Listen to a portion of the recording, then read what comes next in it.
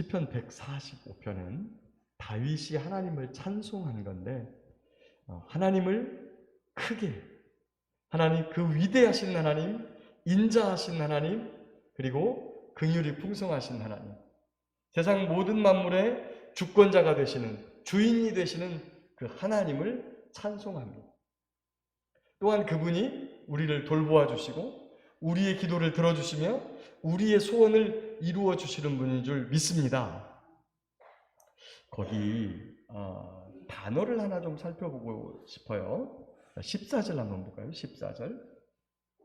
자, 14절에 보면 뭐라고 나와 있냐면 여호와께서는 모든 넘어지는 자들을 붙드시며 비굴한 자들을 일으키시는도다 라고 되어 있는데, 거기 비굴하다라고 하는 부분을 보면 우리말에 비굴하다는 약간 부정적인 의미가 있어요. 그죠? 이 목숨을 건지려고 좀 마음에 안 들어도 약간 비겁하게, 그 다음에 굴종하는 이러한 모습을 우리는 우리 단어로, 우리의 말로 비굴하다 이렇게 하고 있어요.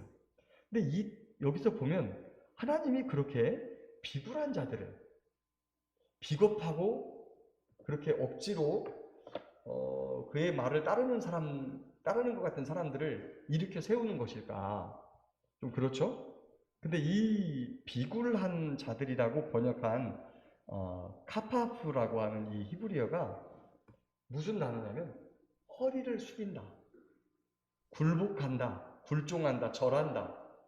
어찌 보면 여기는 이 단어가 미가서에서도 똑같이 쓰였는데, 미가서에서 이 단어를 번역할 때는 하나님께 경배하는 자들이다 이렇게 번역을 해놨어요. 그러니까 하나님 앞에 허리를 굽히는 자들.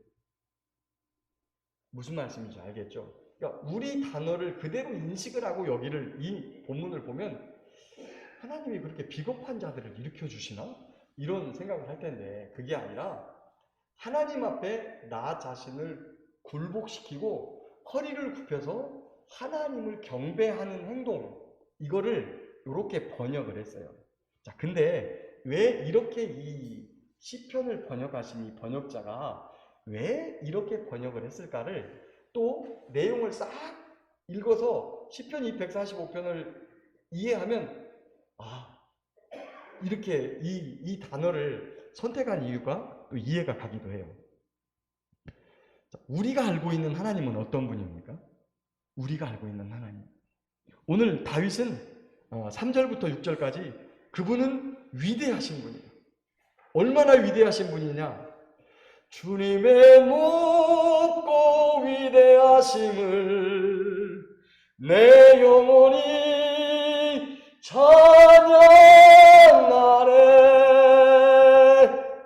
창조주 하나님, 이 땅의 모든 것들을 만들고 계시는 그 위대하신 하나님을 내가 목소리 높여 크게 찬양합니다. 이렇게 말씀합니다. 두 번째, 그 위대하신 하나님이 인자하시기까지예요. 8절에 보니까 여호와는 은혜로우시며 긍휼이 많으시며 노하기를 더디하시며 인자하심이 크시도다. 여호와께서는 모든 것을 선대하시며 그 지으신 모든 것에 긍휼을 베푸시는도다. 여러분,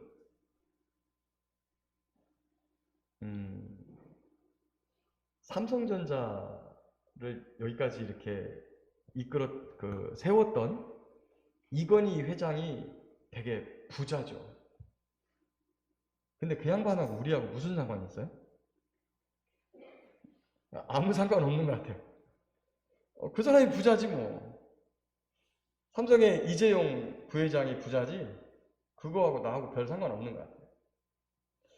하나님이 높고 위대하신데 그분이 만약에 우리에 대해서 전혀 긍휼과 자비로움이 없다면 여러분, 저와 여러분이 어떻겠습니까? 얼마 전에 이제 제가 아는 사람하고 한 사람하고 대화를 나눴는데 청년이에요. 이 청년이 뭐라고 말하냐면 나는 하나님이 되게 무서운 분인 줄 알았대요. 무서운 분인 줄 알았대요. 그 왜 무서운 분인 줄 알았냐면 예수님을 믿는 엄마가 무서워요. 친근하지 않고. 근데 이 친구가 놀라운 경험을 해요. 하나님의 품에 안기는 경험을 했어요. 한 번도 아니고 몇 번씩. 하나님 품에 안겨보니까 하나님이 너무 따뜻하고 너무 선하시고 내게 한없이 좋으신 분이라는 사실을 깨달았어요. 예수님을 믿는 엄마에게서 한 번도 느껴보지 못한 하나님의 은혜, 긍휼, 자비, 선하심을 하나님의 품에 폭 안겨가지고 막 느낀 거예요. 저한테 묻더라고요. 하나님이 얼마나 좋은 분인 줄 아세요? 알지. 아무리 위대하신 분, 아무리 세상을 창조하신 분일지라도 그분이 나에게 은혜롭지 않고 선하지 않고 긍휼을 베푸지 않고 노하기를 더디하시지 않으면 항상 무서운 분일 뿐이에요. 여러분 근데 우리가 잘 알고 있는 대로 저와 여러분이 죄인이잖아요. 죄인이잖아요. 하나님이 저와 여러분뿐만 아니라 세상의 모든 사람들에게 은혜롭고 자비로워요. 심지어 악인에게도 자비로워요. 악인. 이스라엘을 가장 망친 왕이 누구냐라고 하는 사람 대표적으로 두 사람을 꼽을 수 있는데 북이스라엘의 여로보암, 그 다음에 뒤에 가면 아합이라고 하는 왕이 나와요. 이세벨에게 장가를 가가지고 이 이세벨이 시집을 오면서 시돈에 있던 바알과 아세라 그리고 그의 제사장들을 데리고 와가지고 이스라엘을 아주 쑥대밭으로 만들어요. 그러다가 어느 날 이 아합이 바로 사마리아 성 그 이스라엘에 있는 나봇이 가꾸고 있는 포도원을 보더니 탐이 나요. 그래서 가가지고 야 나봇 내 이 포도원 내가 이 포도나무 뽑아내고 내가 채소밭 삼을라니까 나한테 팔아라. 내가 돈 후하게 쳐줄게. 아니면 네가 원하면 다른 땅을 내가 넓은 땅을 줄게. 근데 나봇이 왕이시여 여호와 하나님께서 우리 조상 대대로 주신 땅인데 이거를 남에게 파는 건 하나님 기뻐하시지 않는 겁니다. 그러니 그냥 다른 땅을 사시죠. 말을 들어보니까 맞는 말이긴 한데 답답한 거예요. 기분도 상하고. 그래서 집에 가가지고 밥도 안 먹고 있으니까 이세벨이 물어요. 왜 그래요? 여차저차해서 저차저차 합니다. 그랬더니 참 당신이 왕이요? 며칠 안 있다가 뭐라 그러냐면 가세요. 그 나봇 포도원 내가 당신 거 만들어 놨어요. 며칠 동안 밥도 안 먹다가 이 아합이 좋아라 하면서 휘파람 불면서 룰루랄라 하면서 노래 부르면서 내려가고 있었어요. 그때 엘리야 선지자를 통해서 이 아합에게 저주의 말이 선포됩니다. 네가 이세벨에게 꼬여가지고 그것을 빼앗고 즐거워하냐? 내가 너의 그 피를, 너의 살을 이 나봇의 포도원에서 흘리게 하고 먹게 하겠다. 기분 좋아가지고 나봇의 포도원 차지하러 내려갔다가 아주 엘리야에게 호되게 꾸지람을 받으니까 풀이 확 죽었어요. 근데 이 아합이 하나님의 그 말씀을 듣더니 두려워해요. 큰일 났네. 어떡하면 좋아. 그러더니 집에 가서 굵은 배옷을 입고 또 굵은 배를 침상에다 펴고 좋은 음식을 패하고 풀이 죽어 다녀요. 하나님께서 엘리야를 다시 보냅니다. 아합이 겸비한 것을 보느냐? 여기서 겸비했다고 하는 것은 마음을 겸손하게 낮추고 하나님 앞에 마음을 굴복시키는 바로 이 비굴함과 이 비슷한 단어예요. 비슷한 단어. 내가 이 재앙을 그 때에 내리지 않고 그 다음 때에 내리겠다. 악한 자에게도 하나님께서는 이렇게 은혜로우시고 노하기를 더디하시는 분이세요. 아니, 하나님이 왜 이렇게 악인에게 관대하실까? 아니에요. 저와 여러분이 늘 고백하기는 저는 죄인입니다. 나는 죄인이에요. 나 같은 죄인을 하나님께서 아합 같은 사람을 참아주니까 나 같은 사람 참아주는 거예요. 그러니까 그 하나님 앞에 나갈 수 있는 거지. 죄를 짓는 인간마다 하나님이 쪽집게로 찍어가지고 쪽쪽쪽쪽 건져내고 번개 가지고 하나씩 하나씩 때리기 시작하면 저와 여러분이 설 곳이 어디예요? 이 밤에 주님께 나왔지만 우리가 하나님의 그 은혜로우심과 인자하심과 자비하심과 노하기를 더디하시는 긍휼이 풍성하신 그 하나님이시기 때문에 죄인인 저와 여러분이 주님께 나온 줄 믿습니다.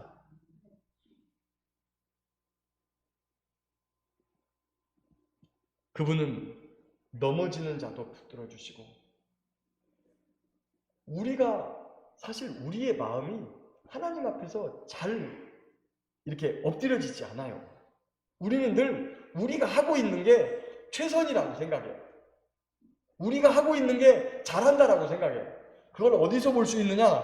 남들이 우리에게 와가지고 당신 이거 왜 그랬어요? 라고 딱 우리의 잘못을 지적을 하면 목사인 저한테라도 그때는 딱 눈을 깔지만 가고 나면 눈을 치켜들고 지는 뭐 얼마나 잘해서. 바로 우리 인생의 문제를 지적하는 사람을 그냥 버려두지 않아요. 그 한마디 때문에 그 사람을 평생 원수로 삼고서 짓는 사람이 얼마나 많은지 몰라요. 그것은 우리의 마음이 하나님의 말씀 앞에 복종하지 않는다는 거예요. 허리를 숙이지 않는다는 거예요. 그런데 하나님께서는 마음을 낮추고 주 앞에 억지로라도 이 비굴한이라고 한 단어를 그래서 썼던 거예요. 여기에는 허리를 숙이고 굴종하는 자들을 아니면 경배하는 자들을 이렇게 표현을 하는 것이 문맥상 맞지만 비굴한이라는 단어를 쓴 이유가 그렇게라도 아합처럼 내가 지금 하나님 앞에 엎드리지 않으면 진짜 죽을 것 같다. 그러니까 내가 엎드리는 흉내라도 내야겠다라고 그렇게라도 하는 자를 하나님은 붙잡아 주신다고 하는 사실에.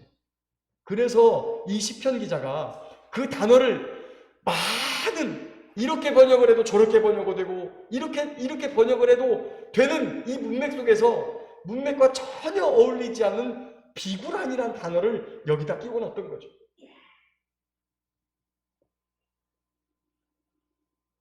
하나님께서는 그렇게 넘어지면서 때때로 우리의 죄의 모습이 적나라하게 드러나지만 그 선포되어지는 저주와 그리고 진노의 말씀 앞에 비굴하게라도 엎드려서 하나님 제가 잘못했습니다 라고 하는 자를 하나님 붙잡아 주신다고 하는 겁니다. 열왕기 하를 보면 엘리야의 사역을 계승한 엘리사가 이스라엘 전국을 순회하면서 백성들을 가르칩니다. 그리고 선지자 생도들을 여러 군데에다가 나누어서 가르쳐요. 그 이유가 이 아합 그리고 이 서슬퍼런 그 이세벨 그 정권이 여호와의 종들을 그냥 아주 함부로 다루거든요. 아합이 그래도 살아있을 때는 엘리야 때문에라도 나중에 하는 척이라도 했어요. 바알 제사장들 다 없어진 자리에다가 까짜지만 여호와의 이름을 부르는 거짓 선지자들이지만 어쨌거나 그런 사람들이라도 채워놨는데 아합이 죽고 난 다음에 이 이세벨의 서슬파라는 것 때문에 선지자들을 한 곳에다가 모아놓으면 잘못하면 다 몰살당하니까 엘리사가 보면 여리고에도 베델에도 이렇게 흩어놔요. 여러 군데. 그러면서 이제 순회하면서 그들을 교육하고 하나님의 말씀을 그렇게 전합니다. 그런데 이제 어느 날 수넴을 지나가게 됐어요. 근데 그 여인 하나가 엘리사가 늘 그쪽 길을 통해서 이렇게 백성들을 가르치려고 가는 길에 있으니까 자기 남편에게 이야기해가지고 엘리사를 위한 특별하게 방 한 칸을 마련해 놉니다. 그러면서 청해서 가시거든 꼭 여기 오셔서 주무시고서 그렇게 가십시오라고 배려를 해줘요. 그러자 그 따뜻한 마음이 너무 고마운 엘리사가 자기 종을 보내가지고 뭐 필요한 게 있으면 뭐라도 알아봐라. 가서 뭐 왕에게든지 누구에게든지. 엘리사는 아합 이후에 그 아들 아하시아 이런 왕들하고 좀 가깝게 지냈어요. 엘리사는.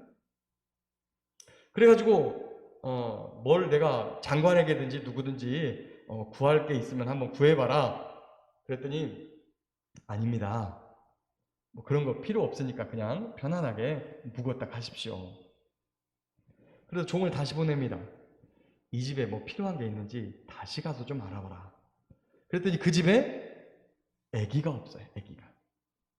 후손이. 부부가 나이 먹어서 점점 나이는 많아지는데 그 집에 자손이 없는 거예요. 와서 이야기합니다. 엘리사님, 이 집에 아이가 없습니다. 그래? 여인 불러와라. 불러왔어. 내년 이맘때 네가 아들을 낳을 것이다. 아유, 그런 말씀 마십시오. 괜찮습니다. 여러분, 이 여인이 아이를 안 갖고 싶어서 그랬을까요? 아이가 안 갖고 싶어서 아이 괜찮습니다, 엘리사님 이랬을까요? 아이 그냥 괜찮으니까 그냥 편히 묵었다 가세요. 이랬을까요? 여러분, 지금도 무자식이 상팔자라고 애를 많이 안 낳는 분위기 속에서도 애 못 낳으면 굉장히 괴로워요. 애를 가지고 싶은. 그러니까 애를 낳아보고 애를 뭐 사살하거나 유산시키거나 뭐 이런 경험이 있는 사람들 말고는 애기가 없을 때 그 안타까운 마음을 잘 모른다고요. 너무 안타까운데 왜 괜찮다 그랬을까요? 기도 안 해봤겠습니까? 기도해봤겠죠. 하나님한테 서원하며 기도했을 겁니다. 근데도 안 주셔서 그냥 시간이 지나다가 사라 할머니처럼 경수가 끊어지기까지 하니까 이젠 소망이 없구나 라고 포기를 했던 거죠. 괜찮습니다. 그런데 그 여인의 소원을 알고 있는 하나님께서 그 여인의 소원대로 이듬해 아이를 주셨어요. 오늘 19절에 이렇게 말씀합니다. 그는 자기를 경외하는 자들의 소원을 이루시며 또 그들의 부르짖음을 들으사 구원하시리로다. 때때로 우리가 마음에 간절히 원하고는 있으나 이게 운명이려니, 이게 내 팔자려니, 예수 믿는 사람이 무슨 팔자를 다 포기하고 그냥 그렇게 내 운명이려니 하고 받아들이고 사는 그런 자의 삶도 하나님은 붙들어 주신다는 사실. 그 마음의 소원도 아신다는 거예요. 우리 마음의 중심을 하나님은 너무나 잘 아세요. 그래서 복음서에 보면 하나님께서 너의 필요를 다 아신다라고 말씀합니다. 우리가 구하기도 전에 다 아세요. 다만 하나님께 간절히 부르짖고 구하면 하나님이 그 소원 들어주신다. 오늘 그렇게 말씀하세요. 18절에 여호와께서는 자기에게 간구하는 모든 자 곧 진실하게 간구하는 모든 자에게 가까이 하시는도다. 그는 자기를 경외하는 자들의 소원을 이루시며 또 그들의 부르짖음을 들으사 구원하시리로다. 아멘. 수냄 여인이 근데 이 아이가 그 다음에 해서 아이를 잘 낳았는데 아이가 잘 자라다가 어느 날 아버지 곁에 가서 놀더니 갑자기 얘가 아이고 머리야, 아이고 머리야 그러는 거예요. 그래서 이 아버지가 종을 하나 불러서 이 아이를 엄마한테 좀 데려다 줘라. 그리고 아버지는 계속 일했어요. 근데 그래서 아이고 머리야 하고 왔던 아이가 갑자기 집에 와서 힘없이 목숨이 뚝 떨어져 버렸어요. 그냥 죽었어요. 여러분, 이 어머니가 얼마나 놀랐겠어요. 늦게 낳은, 늦게 얻은 하나님께서 주신 그 아들 하나가 숨이 뚝 떨어졌어요. 세상이 다 무너지는 마음이었겠죠. 그런데 그가 통곡하고 낙심하지 않고 아이의 목숨이 떨어졌음에도 불구하고 잠잠히 조용히 하면서 엘리사를 향해서 쫓아갑니다. 불타는 마음으로. 아무에게도 내색하지 않아요. 집안 종들에게도 애가 죽었다는 이야기 안 하고, 심지어 아빠에게도, 남편에게도 자기 아이가 죽었다는 이야기를 하지 않고 엘리사를 쫓아갑니다. 갈 때까지 마음이 어쩌겠습니까, 여러분? 그 불타는 마음. 여러분, 자식이 아프기만 해도, 감기만 걸려가지고 열이 조금 나도 부모의 마음은 콩닥콩닥 팔딱팔딱 그냥 안절부절 어떻게 할지 모르는 게 부모의 마음입니다. 특별히 어머니들 심정이 어떨까요?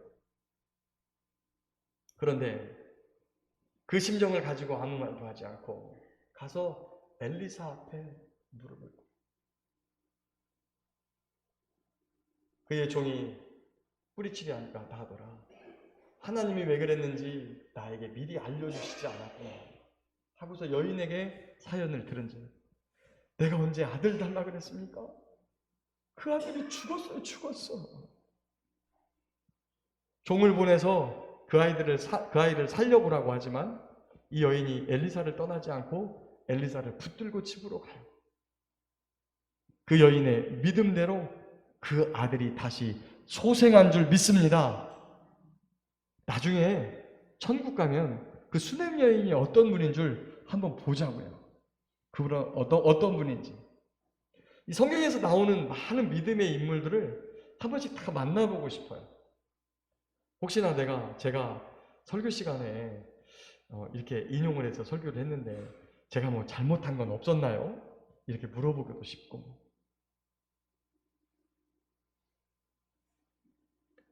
사랑하는 성도 여러분, 저와 여러분에게 지금 무엇이 필요합니까? 이 문제를 기도를 안 해봤던 게 아니에요. 금식도 해보고 서원 기도도 해보고 수없이 하나님 앞에 간구하고 부르짖었는데도 불구하고 여전히 우리의 삶 속에서 해결되지 못해서 이제 포기해야 되는가? 라고 하는 그런 부분들이 있습니다. 하나님께 더 이상 기도하기도 죄송스럽고, 그리고 이 문제를 하나님의 뜻 안에서 그냥 하나님이 안 주는 게, 하나님이 치료하지 않는 게, 하나님이 그냥 내버려 두시는 게 하나님의 뜻인가라고 그런 생각을 갖고 있을지라도 이 시간 이 말씀을 붙드시기 바랍니다. 그는 자기를 경외하는 자들의 소원을 이루시며 또 그들의 부르짖음을 들으사 구원하시리로다. 할렐루야. 이 밤에 하나님 앞에 우리의 간절한 기대와 소망을 아뢰어서 우리 주님께서 응답하시는 귀한 밤, 복된 밤 되시길 축복합니다. 그 응답을 따라서 자녀가 없는 가정에 아이가 생기고, 장애가 있는 가정에 고침과 회복에, 그리고 치유의 능력이 일어나고, 우리의 삶에 놀라운 관계 회복이 일어나는 귀한 밤 되기를 예수님의 이름으로 축복합니다.